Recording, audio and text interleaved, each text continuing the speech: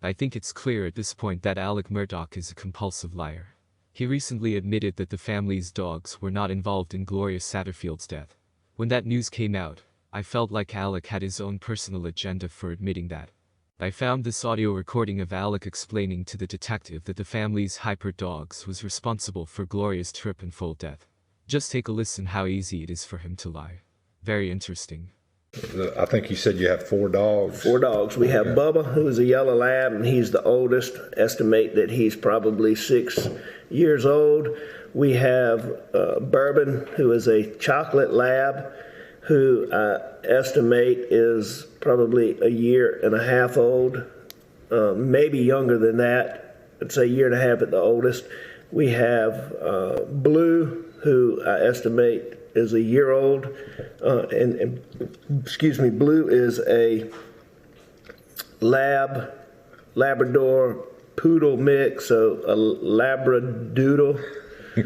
And then we have Sassy, who is a German short hair, who is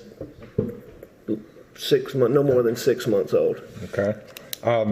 And in particular, I think you had expressed that Bourbon, the female chocolate lab, I believe she was purchased from Lazy Lab Kennels, and we're gonna button up all that data. But she had been away at a obedience school. Is that correct? That is correct. And how long had she been back when this incident occurred? I believe that when this thing was going on, we knew. I think it had been a day. I think she had been back a little more than a day. Okay.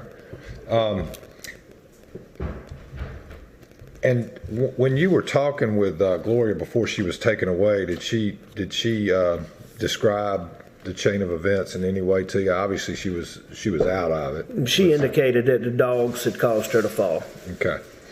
Attorneys for the Satterfields fired back at Alec. They say it's more spin by him. Alec doesn't tell you where the money went, $3.8 million. He doesn't tell you how Gloria died. That's something I wonder about as well. So Alec says the dogs didn't push Gloria. So what really happened to her?